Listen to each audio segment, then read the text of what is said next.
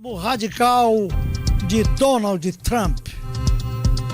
Então, quais as tendências? Quais são os desafios? E o que mais vem por aí? Daniel Chaves Ribeiro, o mundo, o analista.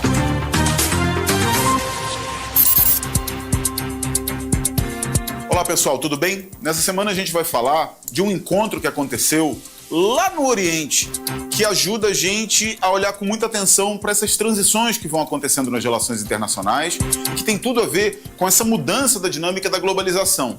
Muitas vezes a gente acha que esse é um assunto muito distante do Brasil ou da gente aqui no Amapá, mas não é não. A gente está vendo agora na Expofeira um aumento muito grande do investimento e da presença de empresários e agências de fomento chinesas. E a gente também tem que olhar aqui no Brasil, só para a gente ter uma ideia, entre 2024 e 2025, o investimento chinês no Brasil cresceu 114% em um ano. A gente está falando aqui da China como um ator político global que é capaz, sem dúvida alguma, de aportar recursos e abrir possibilidades de cooperação que, para a gente, no momento em que o tarifaço acontece na relação dos Estados Unidos com vários países, dentre eles o Brasil, a gente tem que buscar alternativas para falar numa balança comercial superavitária para o Brasil e na manutenção do crescimento brasileiro. Muito bem. O que eu estou querendo falar nessa semana? Estou querendo falar do encontro surpreendente, um encontro que tem relevância muito grande, que foi entre Rússia, Índia, anfitrionado pela China. A China, que sempre teve rivalidades históricas com a Rússia e uma relação muito diversa e muito difícil com a questão coreana, com a Coreia do Norte como um país que sempre tem o risco de causar instabilidade, fez com que uma aliança do chamado Sul Global, ou seja, dos países que historicamente estão em desenvolvimento, caminhasse na direção de uma união inédita, uma união surpreendente, e que é, sem dúvida alguma, a resposta ao unilateralismo, ou seja, a tendência unilateral de Donald Trump em tomar decisões políticas para proteger o interesse americano, buscando refazer a arquitetura da ordem das relações internacionais. O que significa, portanto, o encontro entre Putin, Kim e Xi Jinping?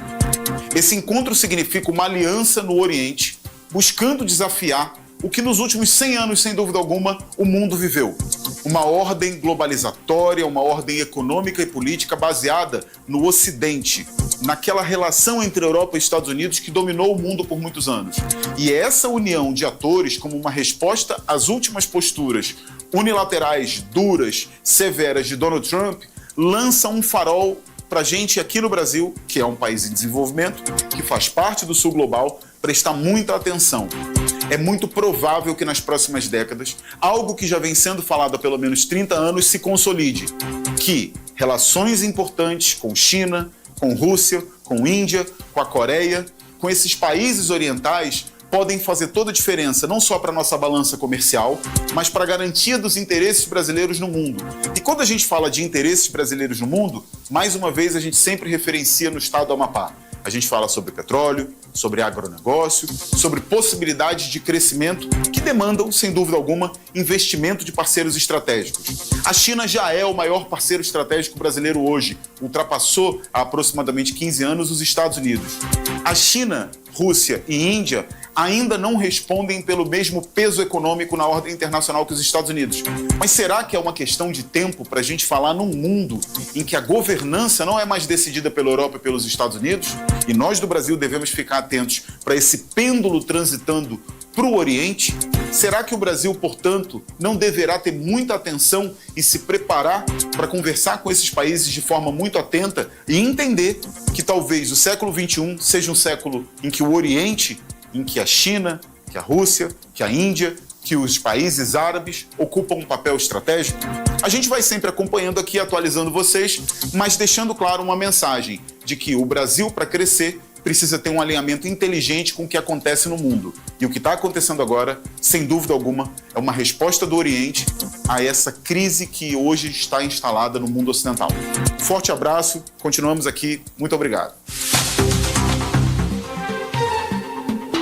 Daniel Chaves Ribeiro, o mundo, o analista.